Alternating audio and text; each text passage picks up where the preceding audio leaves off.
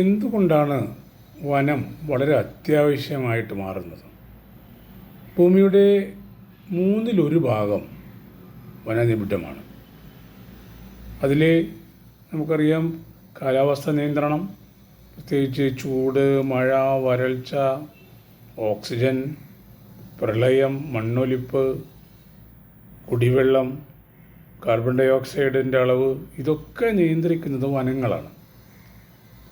വന്യമൃഗങ്ങൾക്ക് ജീവിക്കണമെങ്കിൽ വനങ്ങൾ വേണം. ധാതു ലവണ ചംക്രമണം, ഇപ്പോൾ വനങ്ങളിലെ ഇലയും തണ്ടുമൊക്കെ ചീഞ്ഞ് അത് മലമുകളിൽ നിന്ന് നദികളിലൂടെ ലാൻഡ് മുഴുവൻ, ഭൂമി മുഴുവൻ, അല്ലെങ്കിൽ ഭൂമിയുടെ പല ഭാഗങ്ങളിലേക്ക് അത് ചംക്രമണം നടക്കുകയാണ്. അപ്പോൾ ധാതു ലവണ ചംക്രമണത്തിന് വനങ്ങൾ വളരെ ആവശ്യമാണ്. അതുപോലെ തടി, വനേതര വിഭവങ്ങൾ, തേൻ, കൊമ്പ്, തുകൽ, മുള, ഈറ്റ, ഔഷധസസ്യങ്ങൾ, ഇതിൻ്റെയൊക്കെ വനങ്ങൾ അത്യാവശ്യമാണ്. ജനങ്ങൾക്ക്, മൃഗങ്ങൾക്ക് ആവാസ വ്യവസ്ഥയോടൊപ്പം തന്നെ മനുഷ്യന് ഉപജീവനം, ഇന്ധനം, നദികളുടെ ഉത്ഭവം, നദീതട സംരക്ഷണം, ഇതൊക്കെ വനങ്ങളെ കൊണ്ട് മാത്രമേ സാധിക്കുകയുള്ളൂ.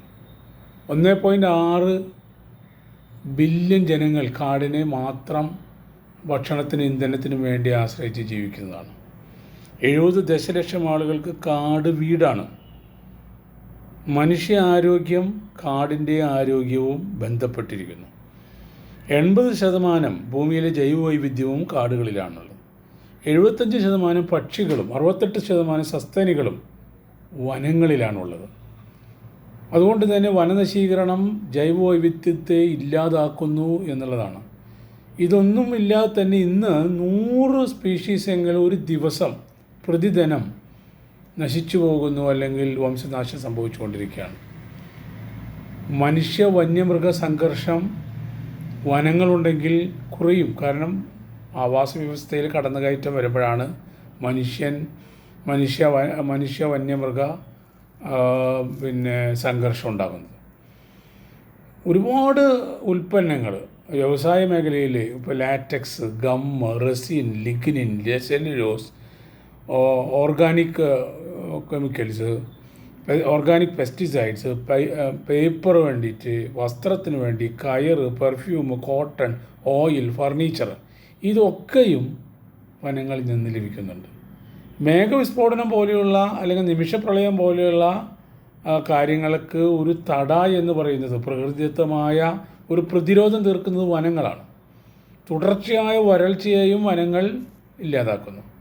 കൃഷി സാധ്യമാകണമെങ്കിൽ വനങ്ങൾ ഉണ്ടാകണം. നമുക്കറിയാം, ഭൂമിയിലെ ഏറ്റവും കൂടുതൽ എണ്ണം ജീവജാലങ്ങളുള്ളത് ഇൻസെക്റ്റുകളാണ്. ആ ഇൻസെക്റ്റുകളാണ് നമ്മളെ കാർഷിക രംഗത്തെ നശിപ്പിച്ചുകൊണ്ടിരിക്കുന്നത്. ഈ ഇൻസെക്റ്റുകളിൻ്റെ 95% ജീവിക്കുന്നത് വനങ്ങളിലാണ്, നമ്മുടെ നാട്ടിലല്ല. അപ്പോൾ വനങ്ങളിലുള്ള ഇലയും തണ്ടുമൊക്കെ, ആ തണ്ടിൽ നിന്നൊക്കെയാണ് അവയ്ക്ക് ജീവിക്കാനുള്ള കാര്യങ്ങൾ കിട്ടുന്നത്. അപ്പോൾ വനങ്ങളില്ലാതായാൽ അവ നാട്ടിലേക്ക് ഇറങ്ങും, നമ്മുടെ കൃഷി ഇല്ലാതാക്കും എന്നുള്ളതാണ് ഏറ്റവും വലിയത്. ഇനി നമുക്കറിയാം, ജലകുടങ്ങളായി പ്രവർത്തിക്കുന്ന കുന്നുകളും മലകളും എല്ലാം നിലനിൽക്കണമെങ്കിൽ നമുക്ക് വനങ്ങളുണ്ടാകണം. അപ്പോൾ വനങ്ങൾ എന്ന് പറയുന്നത് ജസ്റ്റ് കുറേ മരങ്ങൾ നിൽക്കുന്ന ഒരു ആവാസ വ്യവസ്ഥയല്ല. അതിന് പ്രകൃതി തന്നെ ഒരുപാട് ഘടകങ്ങളും ഒരുപാട് ഡ്യൂട്ടിയും കടമകളും ഒക്കെ കൊടുത്തിട്ടുണ്ട്. അതുണ്ടെങ്കിൽ മാത്രമേ മനുഷ്യന് സ്വച്ഛമായ ജീവിതം സാധ്യമാകൂ എന്ന് നമ്മൾ മനസ്സിലാക്കണം.